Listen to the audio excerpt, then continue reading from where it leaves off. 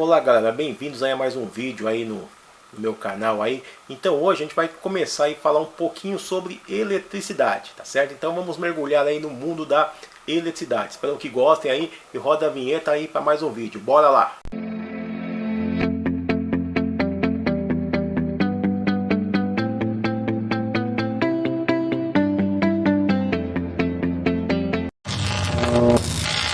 Bom pessoal, então para que nós possamos entender aí a eletricidade, a gente é obrigado a entender um pouquinho aí sobre o átomo. Por quê? Porque é a partir dele que nós vamos entender como que se dão as correntes elétricas. Então vamos lá. Você aprendeu lá no sexto ano, né, lá na escola, que o átomo é o quê? É a partícula elementar de toda e qualquer matéria.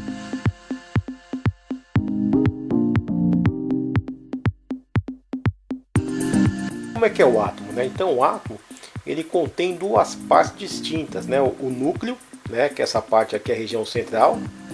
Aqui em volta nós temos o que? A eletrosfera. Então percebo aí que o núcleo nós temos o que? Partículas positivas, que são os prótons, e as partículas neutras, né? Como o nome diz, são os nêutrons. Os nêutrons eles são apenas para dar massa ao átomo, né? E na volta, girando, né, como se fosse fazendo voltas aí incessantes, nós temos os elétrons, né, formando aí a eletrosfera, tá? Então os elétrons têm carga elétrica negativa e os prótons carga elétrica positiva. O que acontece aí? Todo material que nós tocamos, que nós temos, eles estão numa espécie de equilíbrio elétrico, ou seja, a quantidade de prótons é exatamente igual à quantidade de elétrons, né? Ao passo que quando nós temos um desnível, né, nesses números, uma diferença, a chamada diferença de potencial.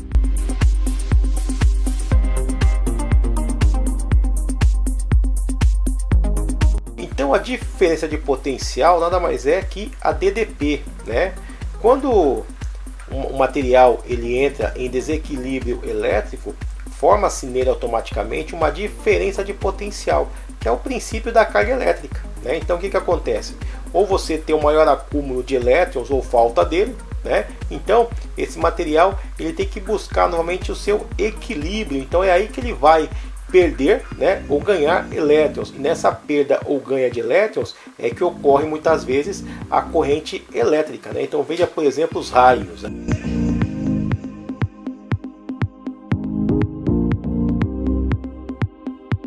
Bom pessoal, então uma forma que nós temos para demonstrar aí a eletricidade estática é você simplesmente atritando os materiais, né? Quem nunca atritou um material e quando você aproximou de outro deu aquela atração, né? Então você pega uma caneta, por exemplo, atrita o couro cabeludo e quando você encosta aí em papeizinhos, o que vai acontecer? Os papéis serão atraídos, né? Isso é a diferença de potencial, ou seja, a gente pode demonstrar a diferença de potencial nesse simples experimento. Vejamos. Então pessoal, vou demonstrar para vocês aqui como é que funciona esse advento aí da energia estática e consequentemente a diferença de potencial. Então aqui eu tenho uma bexiga, né? Tenho aqui um pano para poder esfregar, né, atritar a bexiga. Aqui eu tenho um pedaço de papéis, né? Esses pedaços de papéis que vão servir para a bexiga. Espera-se, né, que a bexiga ela passa aí a atração desses papeizinhos aqui, tá bom? Então vamos lá.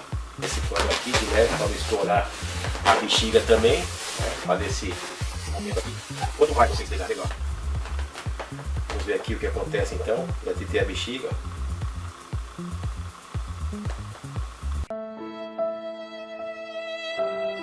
Não consegue, né? Eu tentei atritar com o papel, mas não deu certo, né, com a toalha. Vou atritar no braço. Aqui, ó. Não pega, não passa nada, tá? Eu vou atritar aqui no meu braço para ver o que vai acontecer.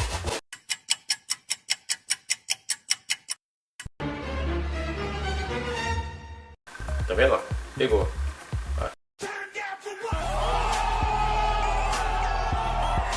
Pegou. Quanto mais atrito, mais energia estática. Que isso acontece pelo seguinte: conforme o atrito, né, a bexiga normal tá com a quantidade de elétrons e prótons equilibrada. Conforme o atrito, qualquer material ele vai tender a ter uma diferença, né, de cargas elétricas. É a chamada diferença de potencial e a chamada eletricidade estática. Você pode pegar outros exemplos aí de eletricidade estática além dessa aqui, beleza?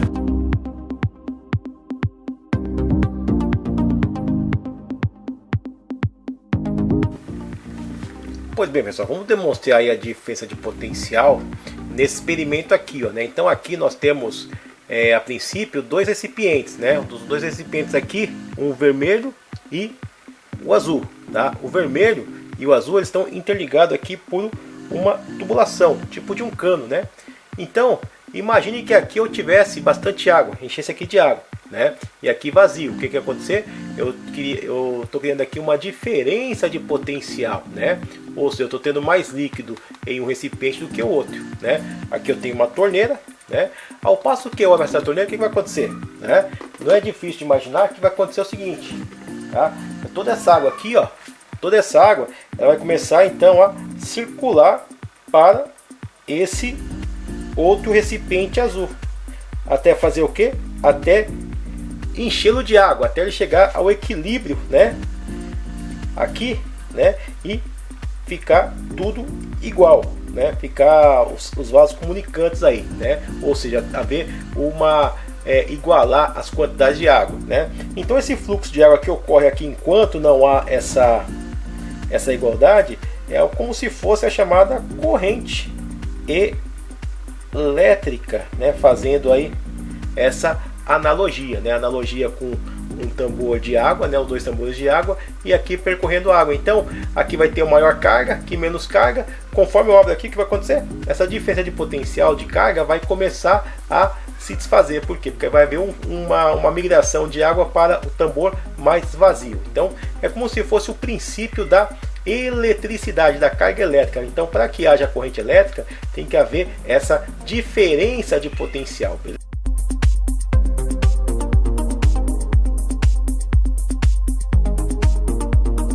Bom, pessoal, então nós vamos ter aí o tema circuitos elétricos, né, que é o nosso assunto agora, tá? Então o que é um circuito elétrico? É a ligação de elementos elétricos como lâmpadas, condutores, interruptores e fonte de tensão. E ainda podemos colocar aí dispositivos de proteção, mas não necessariamente, tá bom? De modo que eles formem pelo menos um caminho fechado para a corrente elétrica, ou seja, o circuito elétrico então ele vai gerar uma corrente elétrica, né, passando aí por componentes elétricos.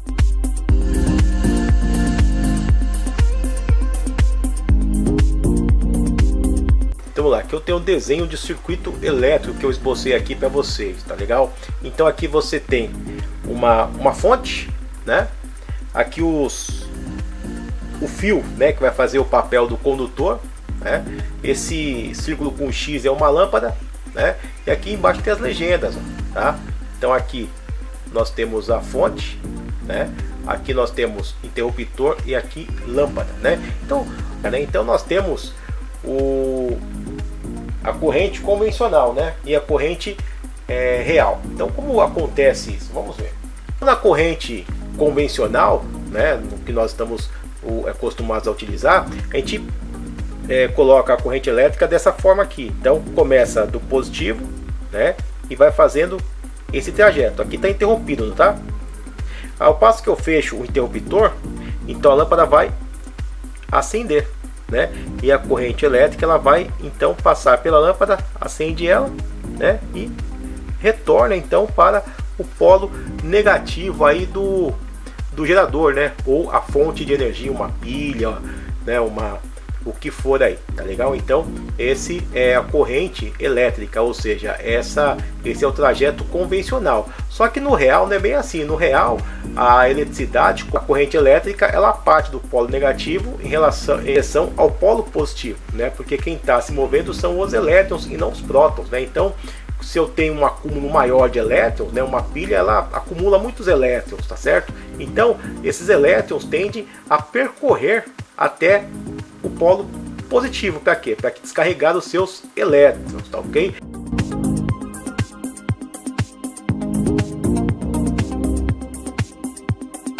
Pois bem, pessoal, nós temos aqui agora para demonstrar para vocês o circuito, né, elétrico simples, tá bom? O circuito elétrico aí. Então nós temos aí uma uma fonte de energia, que é uma fonte aí de computador, tá certo? Isso aqui é só para demonstrar para vocês a ligação da fonte, 12 volts.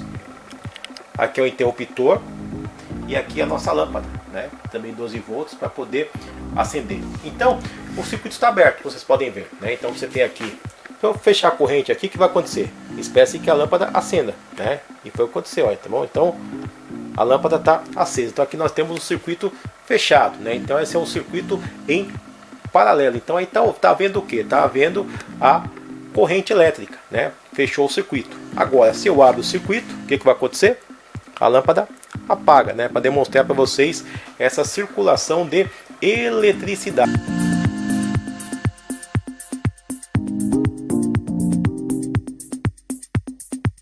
Outro circuito elétrico, só que aqui ao invés de lâmpada eu vou usar um motorzinho, né? Então o que vai acontecer? Quando eu ligar lá, ó, motor rodando, entendeu? Então é um outro circuito elétrico. Aí, ao invés da lâmpada eu usei um motor. Depois a gente vai aprender a ligar outros componentes tudo juntos, tá legal? É isso aí na aula de hoje, né? E na próxima a gente vai ver aí um pouquinho mais sobre as correntes elétricas, né? O que são correntes alternadas e contínuas, beleza? Então é isso aí, galera. Espero que tenham gostado e até a próxima.